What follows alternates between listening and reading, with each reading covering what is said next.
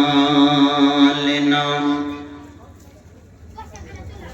من يهده الله فلا مضل له ومن يضلل فلا هادي له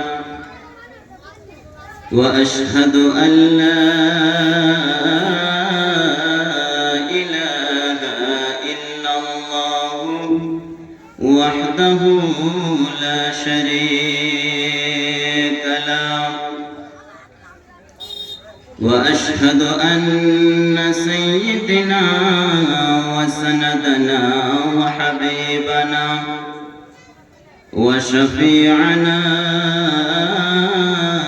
ومولانا محمدا عبده ورسوله أما بعد الذي أرسله بالحق بشيرا ونذيرا وداعيا إلى الله بإذنه وسراجا منيرا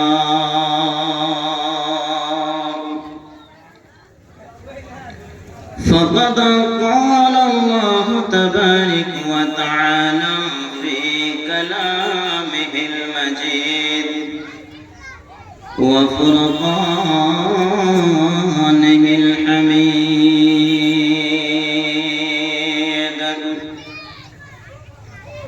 أعوذ بالله من الشيطان الرجيم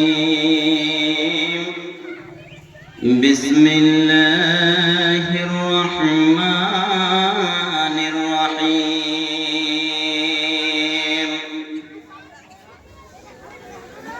يا أيها الناس اتقوا ربكم إن زلزلة الساعة شيء عظيم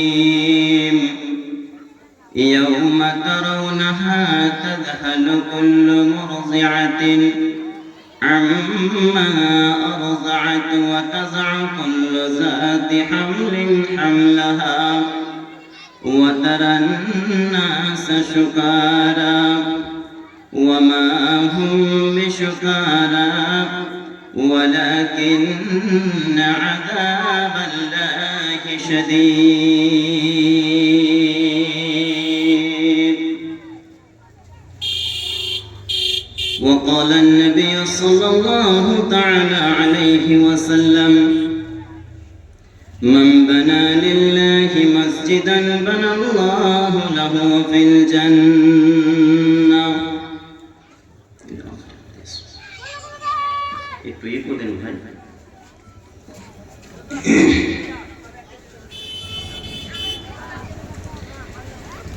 হৃদয় মাঝে একটাই বাসনা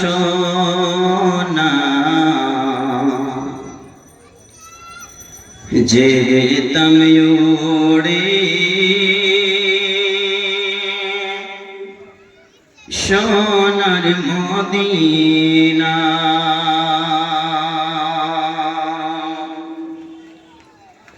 হৃদয় মাঝে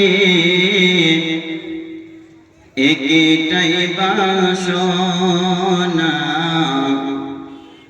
যেতাম ওড়ে সোনার মদিনা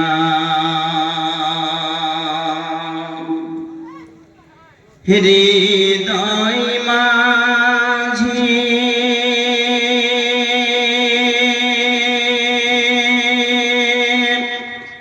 একটাই বাসনা যেতাম আমি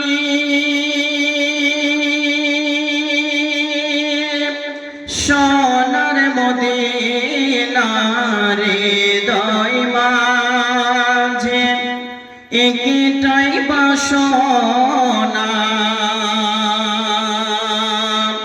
যেতাম আমি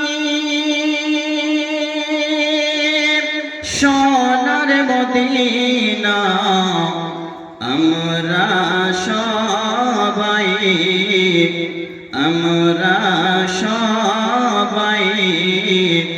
নবীজির দিওয়ানা যেতাম আমি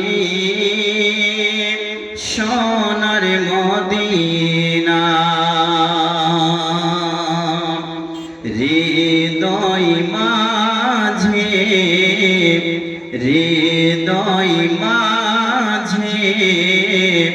একটাই বাসনা যেতাম ওরে সোনার মদিনা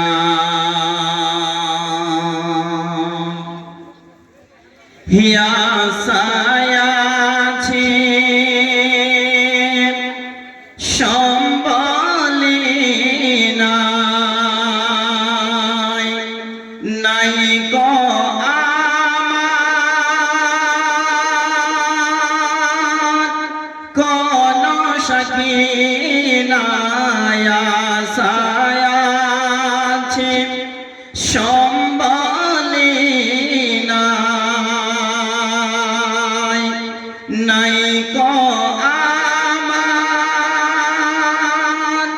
কোন সখিনা থাকতো যদি দুইটি ডানা যেতাম ওরে সোনার মদিনা হৃদয় মাঝে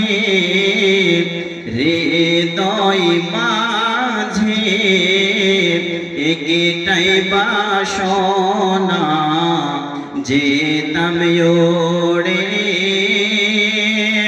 সোনার মদিনা মরণ দিয়া গো মদিনার মাটিতে ইয়া ইলাহি পাকে রব্বানা মরণ দিয়া গো মদিনার মাটিতে ইয়া ইলাহি পাকে রব্বানা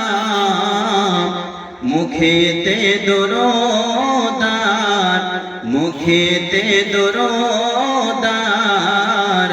মনেতে বাসনা যেতাম ওরে সোনার মদিনা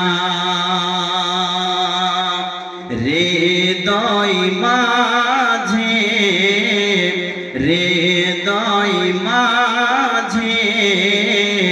একটাই বাসনা যেতাম ওরে সোনার মদিনা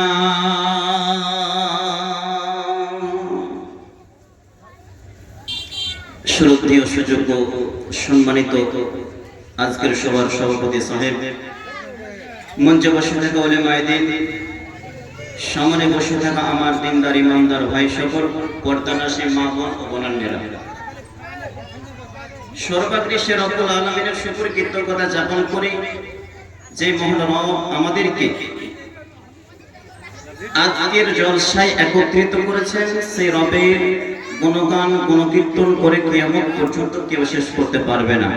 তাই আমরা সেই মহান মনিবের দরবারে একবার শুকরিয়া জ্ঞাপন করি, সকলে বলে আলহামদুলিল্লাহ।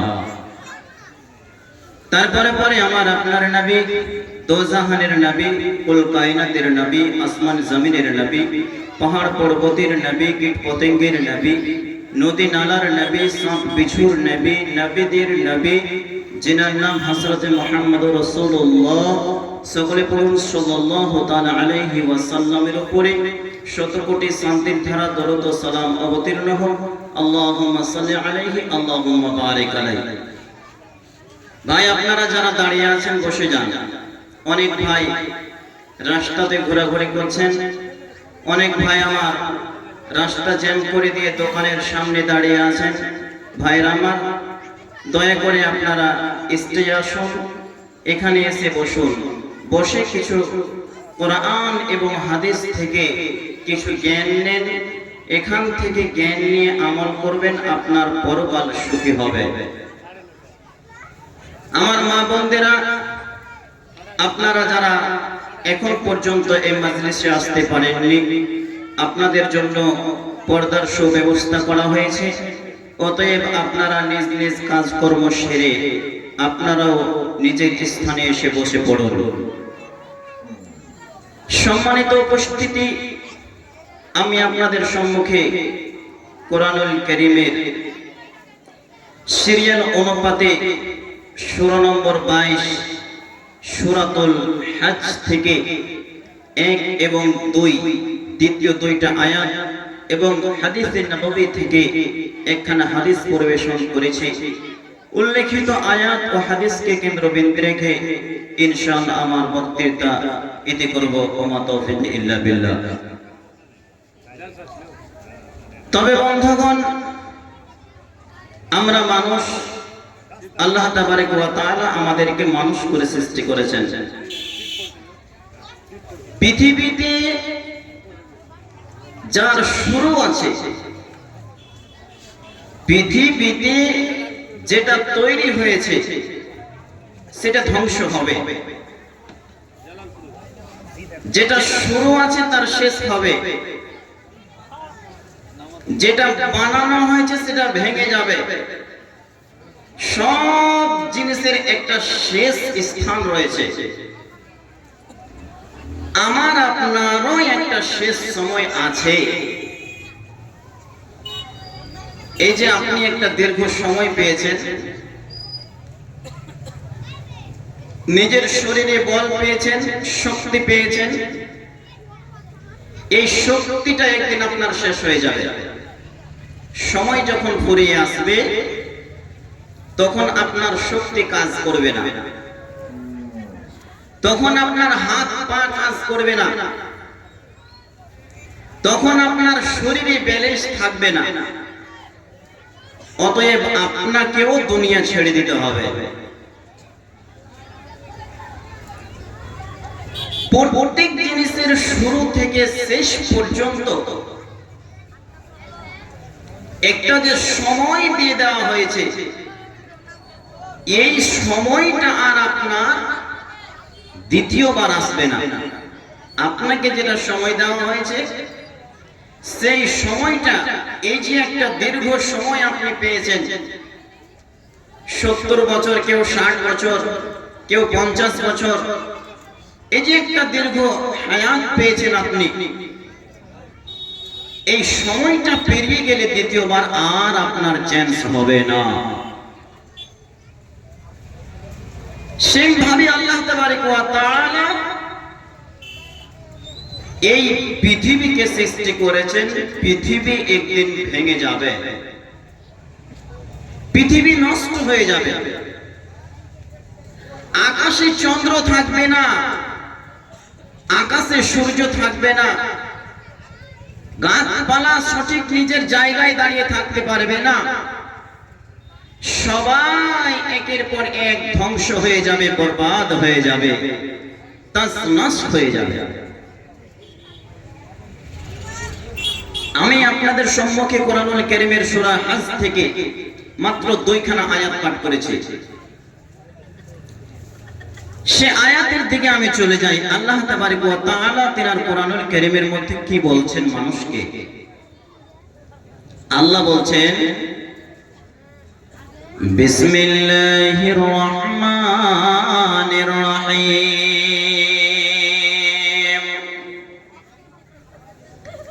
ইয়া আইয়ুহান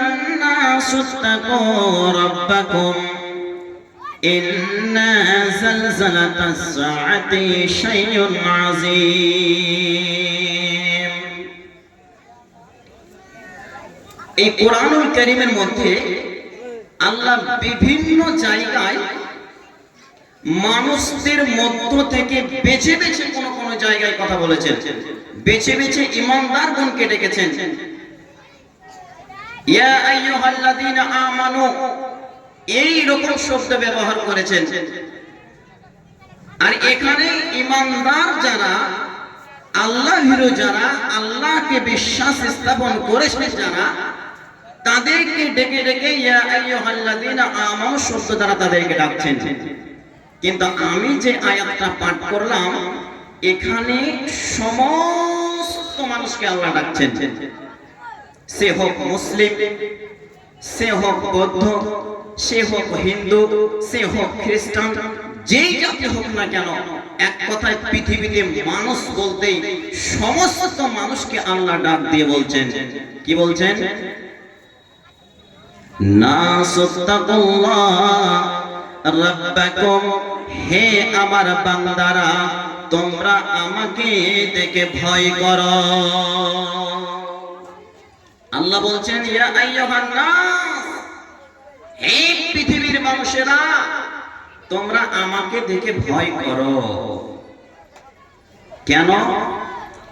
ইন্না জালজালাতাশ শাআতি শাইউন আযীম।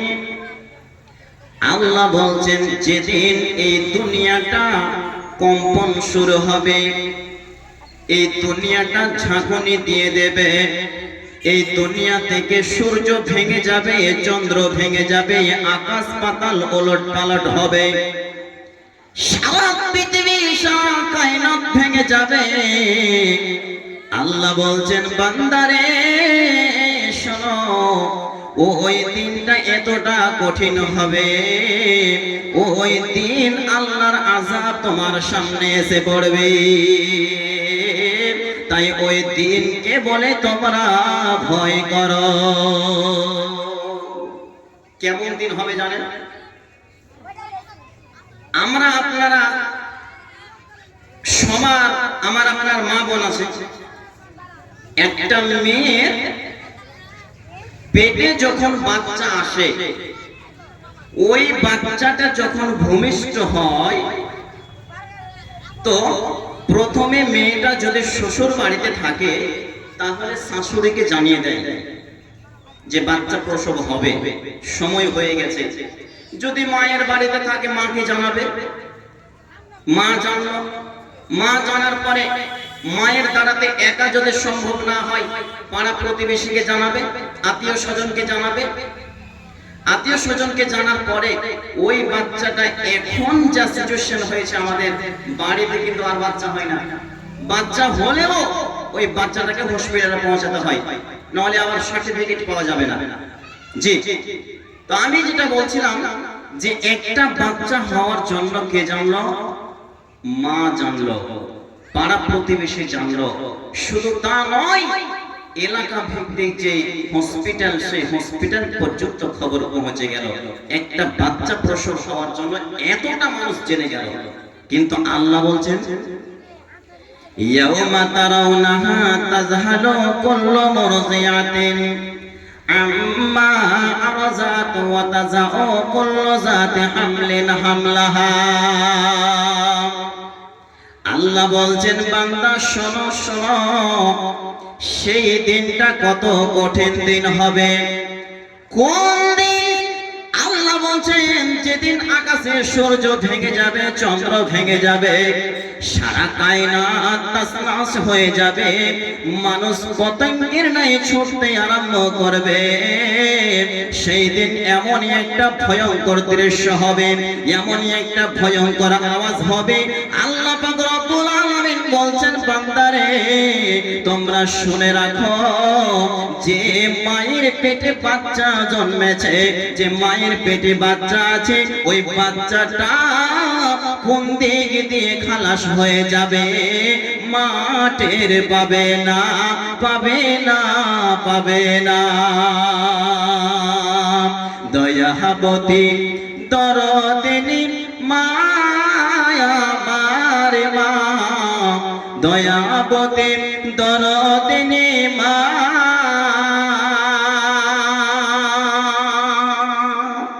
বন্ধুরে আমার, আল্লাহ পাক রব্বুল আলামিন বলছেন, যে মায়ের পেটে বাচ্চাটা জন্মেছে, ওই বাচ্চাটা ভূমিষ্ঠ হওয়ার জন্য মা জানলো, আপনার পাড়া প্রতিবেশী জানলো, আত্মীয় স্বজন জানলো, আপনার এলাকায় যেই পার্শ্ববর্তী হসপিটাল সেখান পর্যন্ত খবর চলে গেল। আল্লাহ বলছেন, বান্দারে, একটা বাচ্চা প্রসব হওয়ার কারণে আপনার এলাকার মানুষ জেনে নিল, কিন্তু সেই দিনটা এত কঠিন দিন হবে রে, এত ভীষণ দিন হবে রে, যে মায়ের পেট থেকে বাচ্চা কোন দিক দিয়ে খালাস হয়ে যাবে মা টের পাবে না। এটা এক নম্বর দৃশ্য। তারপরে আল্লাহ বলছেন, শুধু তা নয়, কোন কোন মা নিজের ছেলেকে কোলে নিয়ে থাকবে, নিজের ছেলেকে দুধ পান করাতে থাকবে। আপনার আমার দরদের ছেলে, যেই ছেলেটা যদি একবার কান্না করে, তাহলে আপনি তার কান্নাতে কান্না করে দেন। এতটা আপনার সাথে আপনার ছেলের মহব্বত রয়েছে, বা আপনার ছেলের প্রতি আপনার ভালোবাসা রয়েছে, দয়া মায়া রয়েছে। আল্লাহ বলছেন, বান্দা, এই আমার বান্দিরা, তোমরা শোনো শোনো, সেই দিনটা কতটা কঠিন হবে। যে বাচ্চাকে লালন পালন করতে গিয়ে একটা বাচ্চা যদি বিছানায় পেশাব করে দেয়, তাহলে ওই জায়গায় মা শুয়ে যায় আর বাচ্চাটাকে শুকনো জায়গায় রেখে দেয়। এই করে সারা রাত সে পেশাবের মধ্যে ডুবে থাকে। একটাই কারণ, যে ছেলের প্রতি মায়ের ভালোবাসা। আল্লাহ বলছেন, বান্দা, শোন শোন শোন, সেই দিনটা কতটা কঠিন হবে রে, যেই দিন দেখা যাবে ওই দুগ্ধ পশু শিশুকে ফেলে দিয়ে মা দৌড় দেবে, দৌড়ে পালাতে আরম্ভ করবে, বাচ্চার কোনো খবর থাকবে না। বাচ্চাকে দুধ পান করাচ্ছে, কোলে নিয়ে আছে, দুধ পান করাতে করাতে হঠাৎ করে একটা বিশাল আওয়াজ হয়ে যাবে, দুনিয়ার ভূমিকম্প শুরু হয়ে যাবে, জলজলা শুরু হয়ে যাবে। তখন মা নিজের ছেলেকে নিজের কোল থেকে ফেলে দৌড় দিতে শুরু করবে, দৌড় দিতে শুরু করবে। অনেক মানুষকে দেখা যাবে, আল্লাহ বলছেন, বান্দা, সেদিন কিছু কিছু মানুষকে দেখা যাবে, যেরকম মানুষ নেশা পান করতে গেলে এরা টলমল টলমল করে, নিজের শরীরের ব্যালেন্স ঠিক রাখতে পারে না, ঠিক সেই রকম হবে মানুষের অবস্থা। কোন কোন মানুষকে দেখা যাবে যে এরা ওই নেশাদারের মতো টলমল করতে আরম্ভ করবে। তাকে জিজ্ঞাসা করা হবে, ওই লোকটাকে কোন নেশা পান করেছে নাকি? উত্তর হবে, না না না, ওটা কোন নেশা পান করেনি। আর আল্লাহর আযাব হচ্ছে বড় কঠিন, এই আল্লাহর আযাবে পতিত হয়েছে, এই কারণেই সে নেশা পানের মতো দৃশ্য করছে। জি, আল্লাহ পাক রব্বুল আলামিন বলছেন, ইযা যুলজিলাতিল আরদু জিলজালাহা, যেদিন পৃথিবীতে জিলজালা শুরু হবে, ভূমিকম্প শুরু হয়ে যাবে, সেই দিনটা কেমন হবে? আল্লাহ বলছেন, ওয়া আখরাজাতিল আরদু আসকালাহা, সেদিন জমি নিজের ভার বের করে দেবে। জমির নিচে যতটা হীরা মুক্তা রয়েছে, যত দামি দামি জিনিস রয়েছে, সব জমি উগলে দেবে, বের করে দেবে। কোন মুফাসসির বলছেন যে ইসরাফিল আলাইহিস সালাম যখন প্রথম সিংহায় ফুঁক দেবে, সারা পৃথিবীতে যত মানুষ মরে গেছে, কবরে চলে গেছে, দ্বিতীয় ফুঁকের পরে তারা কেউ জমিন উগলে ফেলে দেবে, মানে বাইরে করে দেবে। তাই আল্লাহ বলছেন, ওয়া আখরাজাতিল আরদু আসকালাহা ওয়া ক্বালাল ইনসানু মালাহা, সেদিন মানুষেরা জিজ্ঞেস করবে যে এদের কি হয়ে গেল, জমিন কেন এইরকম করতে আরম্ভ করলো। চারিদিকে জলজলা শুরু হলো, সারা কায়নাত কায়নাত দরবার করতে আরম্ভ করলো, সারা পৃথিবী কাঁপতে শুরু হয়ে গেল। মানুষ বিক্ষিপ্তের নয় তাই এদিকে ওদিকে ছোটাছুটি করতে আরম্ভ করলো। মানুষ দৌড়াতে থাকবে, মানুষ একে অপরকে জিজ্ঞেস করবে পৃথিবীর হাল কেন এমন হয়ে গেল। আল্লাহ বলছেন ইয়াউমা ইযিন তুহাদ্দিসু আখবারাহা, সেদিন জমিটা নিজের বৃত্তান্ত বর্ণনা করবে, নিজের কথা প্রকাশ করতে শুরু করবে। জমিন বলবেন বিআন্না রাব্বাকা আওহা লাহা, এটা তোমার রবের আদেশ, তাই আমি এইরকম ভাবে নিজেকে কাঁপানো শুরু করে দিয়েছি। এটা তোমার রবের আদেশ, তোমার রব আমাকে আদেশ করেছে, ফলে আমার ভিতরে যা কিছু আছে সবকে উগলে বের করে দিলাম। এটা জমিন করবে। তারপরে আল্লাহ বলছেন ফামাই ইয়ামাল মিসকালা যাররাতিন খায়রান ইয়ারা, ইয়াওমা ইযিন ইয়াসদুরুন নাসু আশতাতান লিউরাউ আমালাহুম, সেই দিন মানুষগুলোকে দেখা যাবে, অনেক মানুষ দৌড় দিতে শুরু করবে, দৌড়াতে শুরু করবে। কোথায় যাবে, কোথায় যাবে, কোথায় যাবে? তারা নিজের নিজের আমল দেখতে যাবে, যে সে পৃথিবীতে কি আমল করেছে, তার আমল কতটুকু আছে, সেই আমল সেদিন সে দেখতে পাবে। আল্লাহ বলছেন ফামাই আমাল মিসকালা যাররাতিন খায়রান ইয়ারা, যদি সে লোকটা সে সৎ আমল করে থাকে, ভালো আমল করে থাকে, তাহলে সে ভালো আমলের মতো পরিমাণ পাবে। আর যদি সে খারাপ আমল করে থাকে, ওয়ামাই আমাল মিসকালা যাররাতিন শাররান ইয়ারা, যদি ওই লোকটা কোনো পরিমাণ খারাপ আমল করে, যদি কোনো পরিমাণ অসৎ আমল করে, তাহলে এর বদলাটাও সে পেয়ে যাবে। যে আপনার আপনার আমল নিজে নিজে দেখতে পাবেন। তাই আপনাকে যে দীর্ঘ একটা সময় দেওয়া হয়েছে, এই সময়টাকে কাজে লাগান, সময়টাকে কাজে লাগান, আপনার পরকাল সুখী হবে। জি, আপনারা কেউ কি স্বপ্ন দেখছেন ঘুমানোর সময়? অনেকে স্বপ্ন দেখে। আমরা ছোটতে যখন ছোট ছিলাম, এখনো দেখি মাঝে মধ্যে, অনেক সময় ঘুমিয়ে আছি, আর যখন ঘুম চলে আসলো, গভীর ঘুমে ঘুমিয়ে গেলাম, হঠাৎ করে শয়তান তো মানুষের দুশ্মন, তো হঠাৎ করে দেখছি বড় আয়নাকে তাড়তে শুরু করলে, বড় বড় সিং চলে যাচ্ছে তাড়িয়ে, আর সামনে দিয়ে পালিয়ে চলে যাচ্ছে। যেতে যেতে যেতে যেতে যেতে হুঁট রাখে পড়ে গেলাম, মারলে হুঁড়া। এরকম হয় না অনেক সময়? হয়। শয়তান আপনাকে কিছু কিছু খারাপ দৃশ্য দেখায়। তো শয়তান আপনার হচ্ছে প্রকাশ্য দুশমন। আল্লাহ পাক রব্বুল আলামিনের নবী বলছেন, একদিন ফজরের সালাতের পরে সাহাবীদেরকে বলছেন, এই আমার সাহাবী বর্গরা, আজকে রাতে তোমরা কি কোনো স্বপ্ন দেখেছ? মানুষ তো বিভিন্ন রকমের স্বপ্ন দেখে, কেউ ভালো দেখে, কেউ মন্দ দেখে। তা আল্লাহ রাসূল বলছেন, ভালো করে শুনেন হাদিসটা, আল্লাহ রাসূল বলছেন যে আজকে রাতে তোমরা কি কেউ কোনো স্বপ্ন দেখেছ?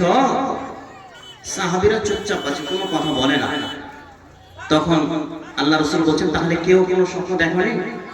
সাহাবীরা বলছেন, ইয়া রাসূলুল্লাহ, না, আমরা কোনো আজকে স্বপ্ন দেখিনি। আল্লাহ রাসূল নিজেই বলছেন, ঠিক আছে, তাহলে আমি আজকে রাতে একটা স্বপ্ন দেখলাম, তোমরা শুনবা। কি স্বপ্ন? সাহাবীরা বলছেন, ইয়া রাসূলুল্লাহ, বলুন কি স্বপ্ন দেখেছেন বলুন। তখন আল্লাহ রাসূল নিজের স্বপ্নটা সাহাবীদের সামনে বলতে আরম্ভ করলেন। কি বলছেন? আল্লাহ রাসূল বলছেন, আমি যখন বিছানায় ঘুমালাম, গভীর ঘুমে ঘুমিয়ে গেলাম। এখানে মুফাসসিরিন বলছেন আল্লাহ রাসূলের মেরাজ হয়েছে একটা, কিন্তু এটা এমনই একটা মেরাজ, আল্লাহ রাসূলের রূহের মেরাজ হচ্ছে। আল্লাহ রাসূল স্বপ্নের মাধ্যমে দেখছেন। নবীজি বলছেন, আমি রাতে বেলাতে শুয়ে গেলাম, আমার কাছে দুইজন ব্যক্তি আসলো, আর দুইজন ব্যক্তি এসে আমাকে বাহু ধরে উঠিয়ে বসিয়ে দিল। বাহু ধরে উঠিয়ে বসে দেওয়ার পর আমাকে বলছেন, দয়ার নবী, দয়ার কান্ডারি, আমরা আপনার নিকটে এই কারণে এসেছি, আপনাকে আজকে কিছু দৃশ্য এমন দেখাবো যা আপনি ইতিপূর্বে কখনো দেখেননি।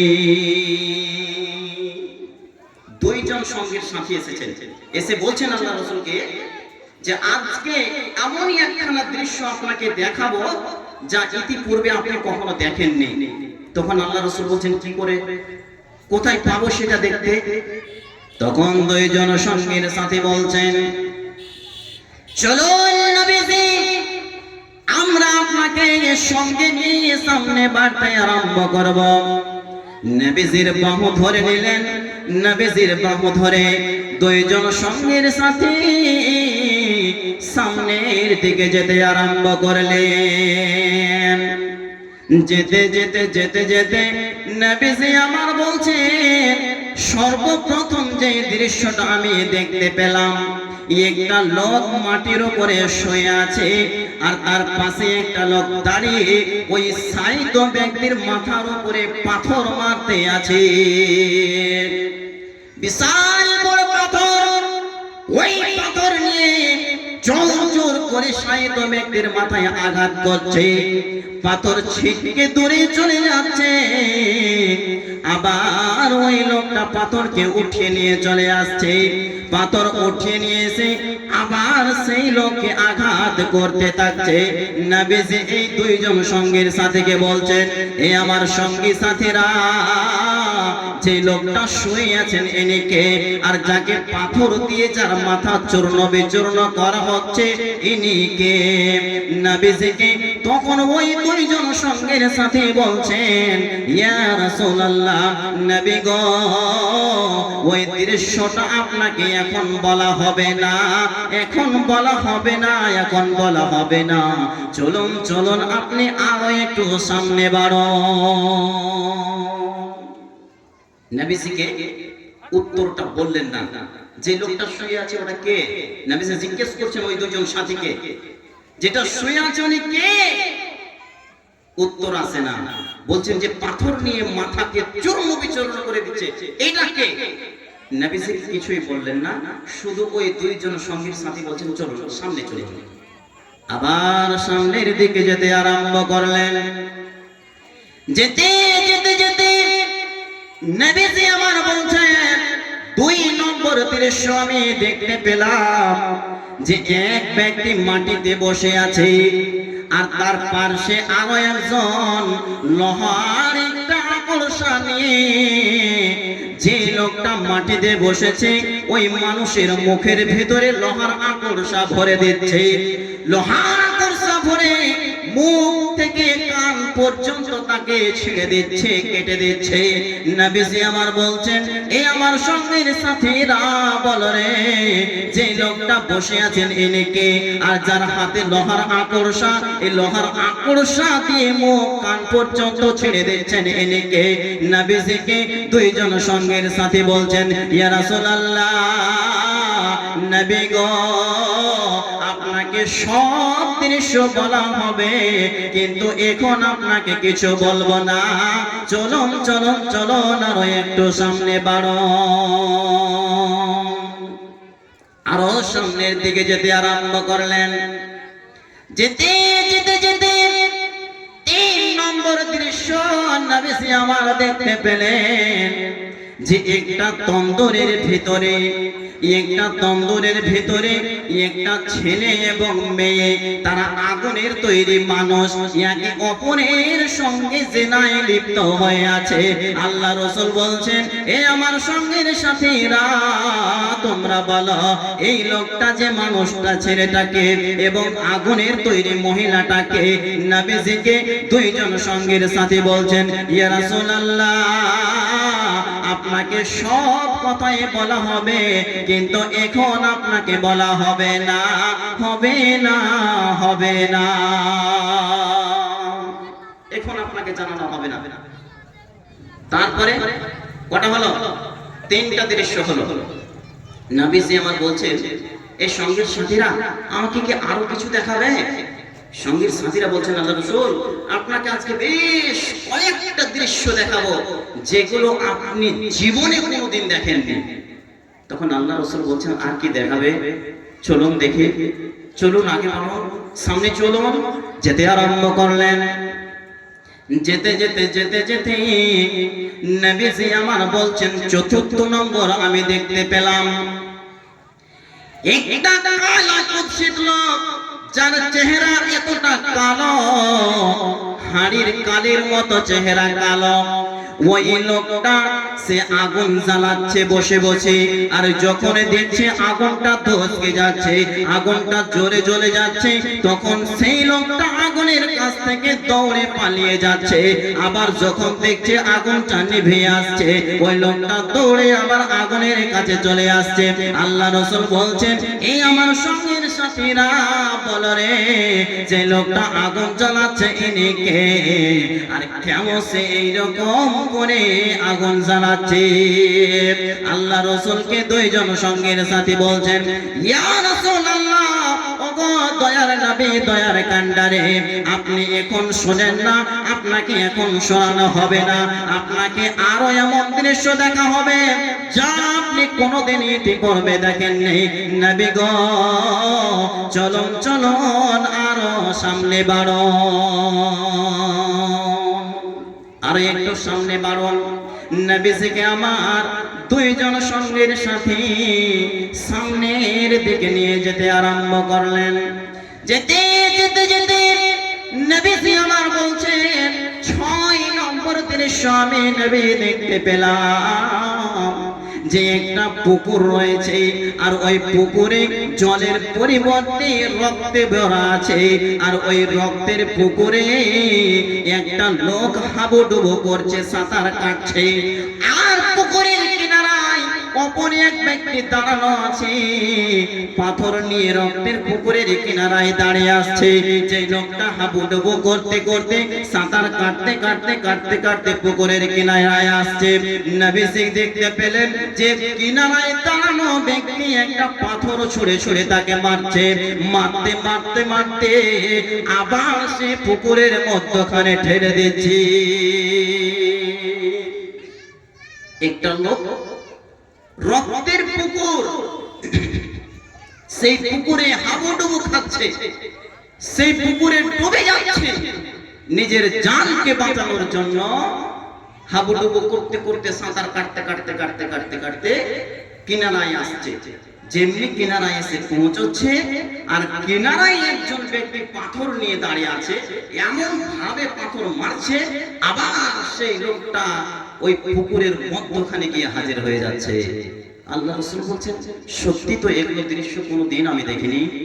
নবীজি বারবার জিজ্ঞেস করছেন, এই সঙ্গের সাথীরা তোমরা বলো না কেন, এগুলো আমাকে কেন দেখাচ্ছ? তখন সঙ্গের সাথী বলছেন, নবী গো, আপনাকে এখনো ওই কথা বলা হবে না, চলুন চলুন আরো একটু সামনে বাড়ুন। দয়ার নবীজি ওই দুইজন সঙ্গী সাথীর বাহু ধরে আবার যেতে আরম্ভ করলেন। যেতে যেতে যেতে যেতে নবীজি আমার বলছেন যে আমি দেখতে পেলাম একটা লোক চেয়ারের উপরে বসে আছে, কুরসির উপরে বসে আছে, আর তার সামনে অনেক শ্রোতা বসে আছে। নবীজি আমার বলছেন যে আমি দেখতে পেলাম যে লোকটা চেয়ারের উপরে বসে আছে শিক্ষকের মতো, সামনে যারা কচি কাঁচা বাচ্চা বসে আছে এদেরকে সে শিক্ষা দান দিচ্ছে, এদেরকে সে শিক্ষকের মতো শিক্ষা দিচ্ছে। নবীজি আমার বলছেন, এ সঙ্গের সাথীরা বলো, এই লোকটা যে চেয়ারের উপরে বসে আছেন ইনি কে? আর তার সামনে যারা ছোট ছোট বাচ্চা বসে আছে এরা কে? নবীজিকে এবার দুইজন সঙ্গীর সাথী বলছেন, ইয়া রাসূলুল্লাহ, আপনাকে এখন বলা হবে না, বলা হবে না, চলুন আরো আপনি সামনে বাড়ুন। কটা দৃশ্য হলো? 7টা। কটা হলো? 7টা। 8 নম্বর দৃশ্য, নবীজিকে আমার বলছেন, ওগো দয়ার নবী, দয়ার কান্ডারি, আপনি চলুন আপনাকে আরো কিছু দৃশ্য দেখাই। নবীজি আমার ওই দুইজন ব্যক্তির বাহু ধরে সামনে যেতে আরম্ভ করলেন। যেতে যেতে যেতে এমন একটা সুন্দর সবুজ ঘরের ভিতরে নবীজিকে ভরে দিলেন। নবীজি আমার বলছেন, আমি যখন ওই ঘরের ভিতরে ঢুকে গেলাম তখন ঘর থেকে বেরোবো আমার ইচ্ছা করে না। নবীজিকে বলছেন, এ গো দয়ার নবী শুনেন, আপনি আপনার মাথাখানা উপরে চাড়ুন, উপরে দেখুন। নবীজি আমার নিজের মুখখানাকে উপরে চাড়লেন, যেমনি উপরে করেছেন সেমনি ঝুলন্ত অবস্থায় একটা ঘর দেখতে পাচ্ছেন। নবীজিকে একটা সুন্দর চকমকে ঘর দেখানো হচ্ছে। নবীজি জিজ্ঞেস করছেন, এ আমার সঙ্গীর সাথীরা, বলো বলো ওই ঘরটাকে, ওই ঘরটা কার, ঘরটা কার, আর ঘরটা কেন আমার মাথার উপরে ঝুলছে? নবীজিকে দুইজন সঙ্গীর সাথী বলছেন, নবী গো, আপনাকে এখন বলা হবে না, বলা হবে না, চলুন চলুন আপনি সামনে চলো। এখনো বলে না, এখনো বলে না, আল্লাহর নবীকে নিয়ে চলেই যাচ্ছেন। যেতে যেতে যেতে যেতে 9 নম্বর দৃশ্য নবীজি আমার দেখছেন।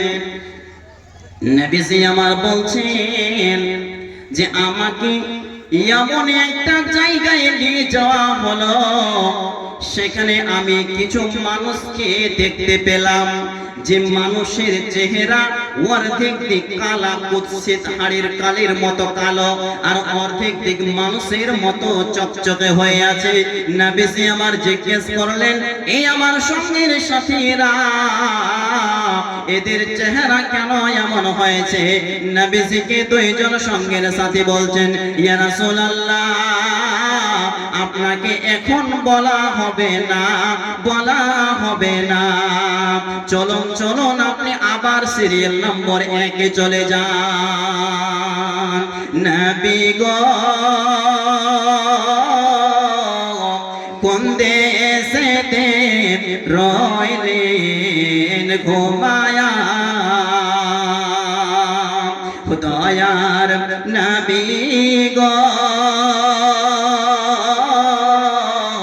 কোন দেশেতে রইলেন ঘুমায়া,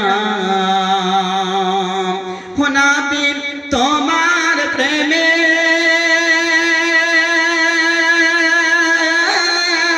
পাগল হয়ে ঘুরে বেড়াই, দয়ার নবী না, নবী গো, কোন দেশেতে রইলেন ঘুমায়া। বন্ধুরে আমার, দয়ার নবীকে ওই দুইজন সঙ্গের সাথী এবার ঘুরিয়ে নিয়ে চলে আসছেন কোথায়? যেখানে দেখছিলেন নবীজি যে একটা লোক শুয়ে আছে, আর তার পাশে এক লোক পাথর ছুঁড়ে তার মাথাকে চূর্ণ বিচূর্ণ করছে। নবীজি আমার বলছেন, এই সঙ্গের সাথী, বলো বলো বলো, তোমাকে বারবার জিজ্ঞেস করছি, বলো যে লোকটা শুয়ে আছেন ইনি কে? তখন ওই দুইজন সঙ্গীর সাথী বলছেন, নবী গো, যার মাথাকে চূর্ণ বিচূর্ণ করা হচ্ছে এই লোকটা ওই লোক যে নামাজ পড়তো কিন্তু সময়ের ধার ধারতো না, সময়ের ধার ধারতো না। সে সব কিছুই জানতো, সে কোরআন পড়তে জানতো, সে রোজা করতে হবে এটাও জানতো, সে তার উপরে নামাজ ফরজ ছিল এটাও জানতো, সে শিক্ষা অর্জন করেছিল, কোরআন পড়তে পারছিল, সব কিছু জানা সত্ত্বেও সে আমল করে নাই। আর আমল না করার কারণে তার মাথাকে ফাটানো হচ্ছে, তার মাথাকে চূর্ণ বিচূর্ণ করা হচ্ছে। কোরআন পড়তে জানতো, নামাজ পড়তে জানতো, সে জানতো তার উপরে 5 ওয়াক্তের নামাজ ফরজ আছে, অথচ সে নামাজ পড়তো না। এই জন্য কি করা হচ্ছে?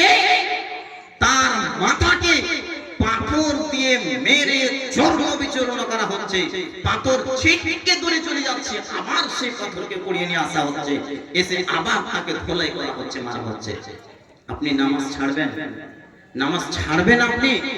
আপনাকে সেই রকম পাথর দিয়ে কুচলে কুচলে মেরে দেবে। আপনি আছেন কোথায়?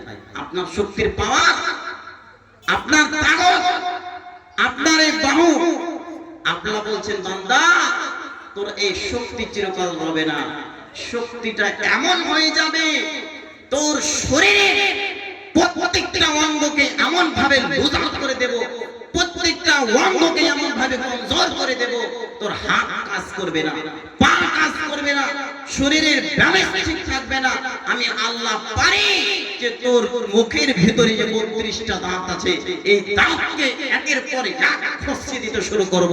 পারবে না তোমার শক্তি আমার শক্তির কাছে, এটা আল্লাহ বলছেন। পারবে না, তোমার শক্তি আমার শক্তির কাছে পারবে না। তোমার 32টা দাঁতকে একের পর এক খুলতে শুরু করে দেব, তোমার ভয়েস হয়ে যাবে, লাঠি ধরবে, তোমার শক্তি এমন পর্যায়ে চলে যাবে তুমি লাঠির উপরে ব্যালেন্স করে দুনিয়াদারি করবে। কি মনে করেছো তোমাকে পহলমান করে তৈরি করেছি? তুমি নিজে পহলমান মনে করছো? তুমি আমার সাথে দামনা করছো, তুমি আমার সাথে বিবাদ করছো। আমি তোমাদের উপরে 5 ওয়াক্তের নামাজকে ফরজ করেছি, অথচ তুমি নামাজ পড়ো না, আল্লাহর সাথে মুনাফিকি করো।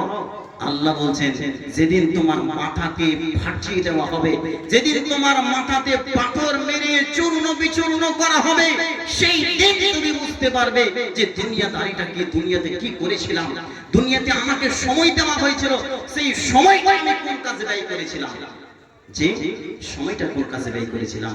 আপনাকে একটা দীর্ঘ সময় দেওয়া হয়েছে। আল্লাহ রাসূল এক হাদিসের মধ্যে বলছেন কাল কিয়ামতের দিন মানুষকে 5খানা প্রশ্ন করা হবে। কয়টা বললাম? একটু কথা বলেন, কয়টা বললাম? 5টা। কাল কিয়ামতের দিন 5টা প্রশ্ন করা হবে।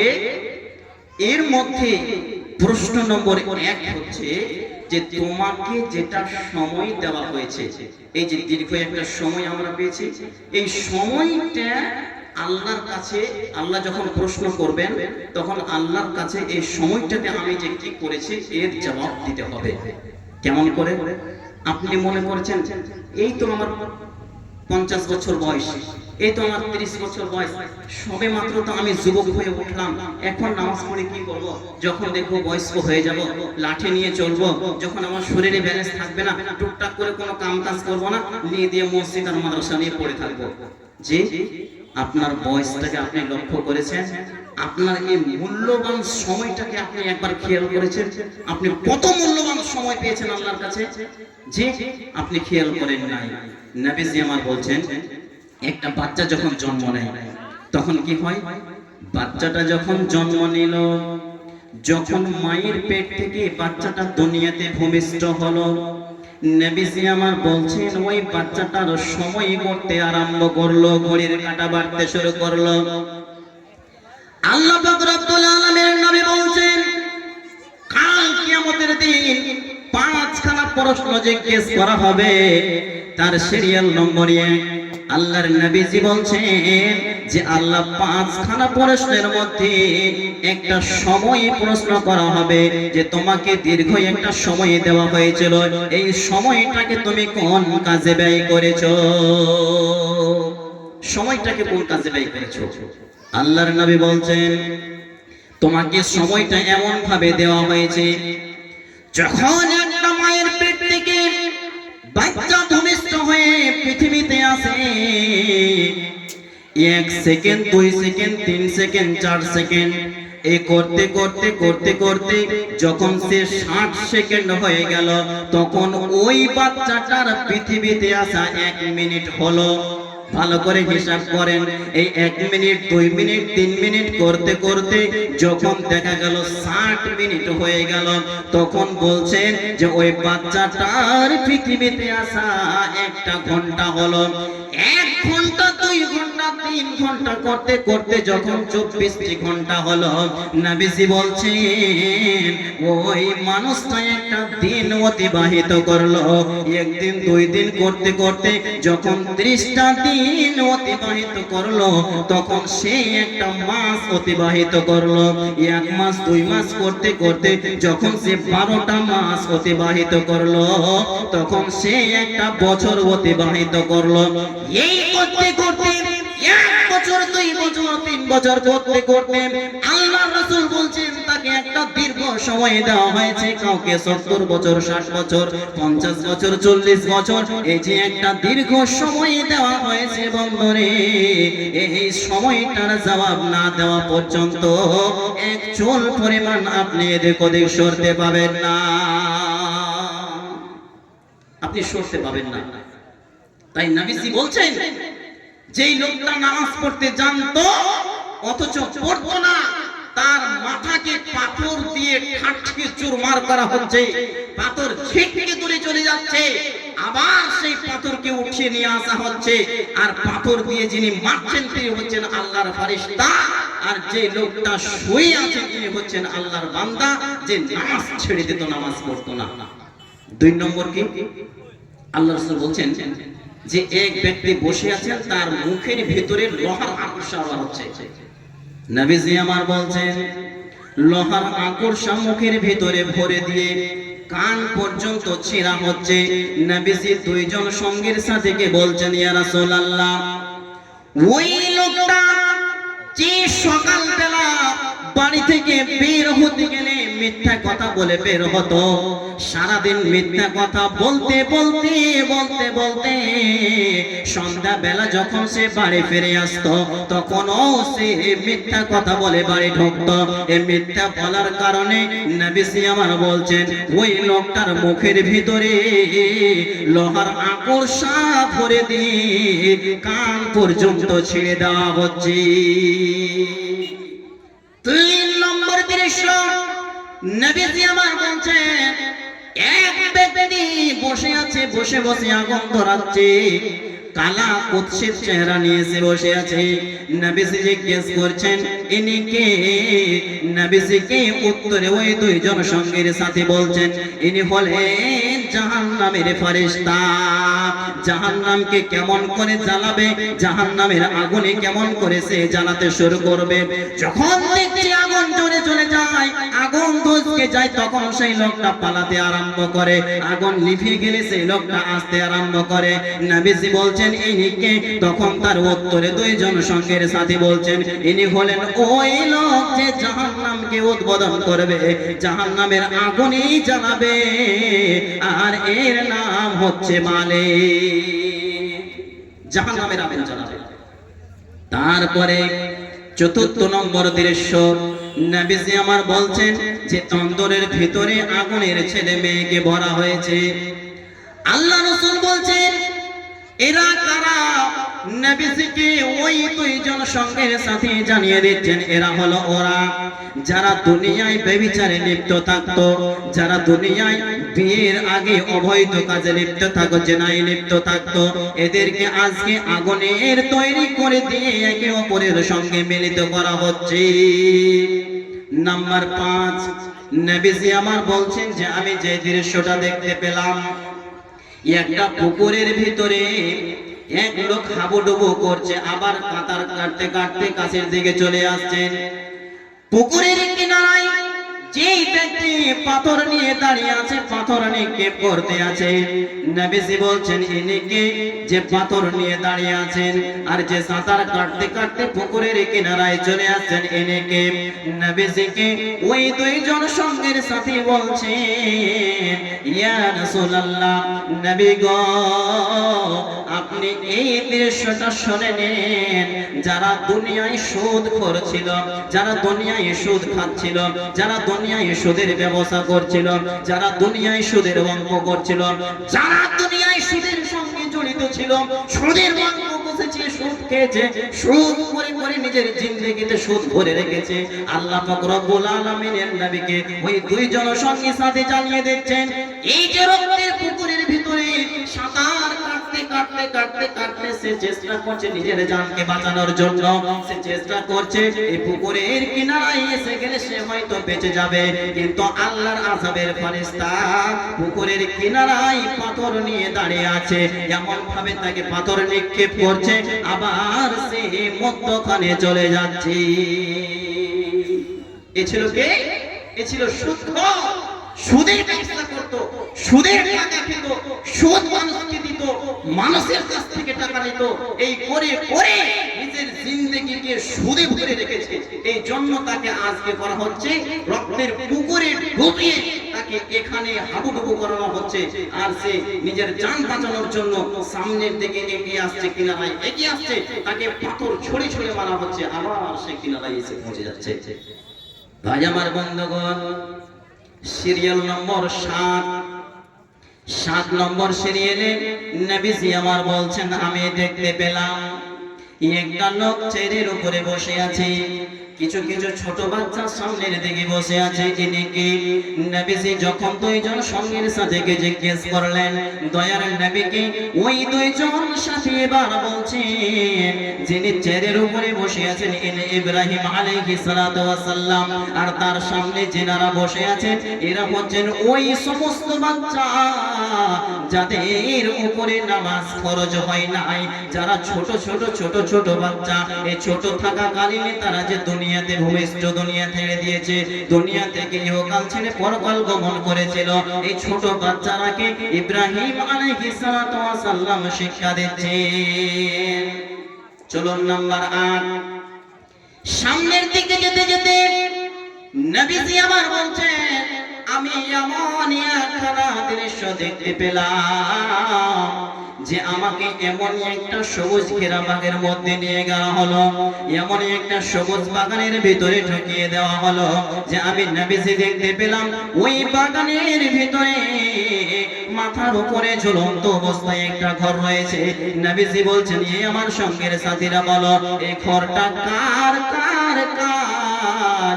নবীজিকে এবার দুইজন সঙ্গীর সাথে জানিয়ে দিচ্ছেন, ওই ঘরটাই হচ্ছে আপনার ঘর, কিন্তু আপনি এখন ওই ঘরের মধ্যে যেতে পারবেন না, আল্লাহর অর্ডার না হলে আপনি দুনিয়া ছেড়ে ওই ঘরের ভিতরে যেতে পারবেন না। যেদিন আপনার অর্ডার হবে, যেদিন আল্লাহ অর্ডার দিয়ে দেবে, সেই দিন আপনি এই ঘরের অধিকারী হবেন, তার আগে এই ঘরের ভিতরে আপনি প্রবেশ করতে পারবেন না। নাম্বার 9, নবীজি আমার বললেন, হে আমার সঙ্গের সাথীরা চলো। নাম্বার 9 যে দৃশ্যটা দেখলেন এরা কারা? নবীজি দেখতে পেলেন কিছুটা লোক এমন হয়ে বসে আছে যাদের অর্ধেক দিক কালা কুৎসিত হয়ে আছে আর অর্ধেক দিক মানুষের আকার আছে। নবীজি দুইজন সাথীকে জিজ্ঞেস করছেন, এই আমার সঙ্গীর সাথীরা বলো এরা কারা? নবীজিকে ওই দুইজন সঙ্গীর সাথী জানিয়ে দিচ্ছেন, দয়ার নবী গো, এই লোকটা ওরা যে যারা দুনিয়াতে খারাপ আমল করত আর খারাপ আমলের সাথে ভালো আমলকে মিশ্রিত করে দিত, খারাপ আমল করত আর খারাপের সাথে ভালোকে মিশ্রিত করত, কখনো ভালো আমল করত ভালোর সাথে খারাপকে মিশ্রিত করে দিল। যেমনটা মনে করেন আপনি একটা নামাজি, নামাজ পড়ছেন, মসজিদে গিয়ে নামাজ পড়ে নিলেন, আল্লাহর ইবাদত করে নিলেন, আর মসজিদ থেকে যখন বেরিয়ে গেলেন, মসজিদ থেকে বেরিয়ে আপনি আপনার বিড়ি বের করে ধরিয়ে দিলেন। এর মানে নবীজি বলছেন এরা হলো ওরাই যারা ভালো আমলের সাথে খারাপ আমলকে মিশ্রিত করেছিল। জি, এই হচ্ছে আল্লাহ রাসূলের স্বপ্ন। আল্লাহ রাসূল এই সমস্ত এই দৃশ্যগুলো দেখার পরে দুইজন সাথী এবার বলছেন, আমরা চলে গেলাম, আপনি জাগ্রত হয়ে যান, আপনার সময় এসেছে। আল্লাহ রাসূল সাহাবীদেরকে বলছেন, এ আমার সাহাবীরা, আজকে রাতে আমি এই রকম বিশাল একটা স্বপ্ন দেখেছি, তবে এই স্বপ্নের মধ্যে থেকে আমরা বেশ কয়েক কিছু জ্ঞান পেলাম। এই জ্ঞানকে সামনে রেখে ইনশাআল্লাহ আমাদের উপরে যে আল্লাহ তাবারক ওয়া তাআলা 5 ওয়াক্তের নামাজকে ফরজ করেছেন, সেই দিকে আমরা 5 ওয়াক্তের নামাজ যাতে আমরা পড়তে পারি, আল্লাহ তাবারক ওয়া তাআলা যেন আমাদেরকে পড়ার, আপনাদেরকে পড়ার সুযোগ দান করেন। সকলে বলুন আমিন। ওয়া মা আলাইনা ইল্লাল বালাগ ওয়া আলাইকুমুল হিসাব। আসসালামু আলাইকুম ওয়া রাহমাতুল্লাহি ওয়া বারাকাতুহু। মাওলানা সাহেব ভাষণ দিলেন, সুন্দর একটা হাদিস সুন্দরভাবে প্রমাণ করলেন।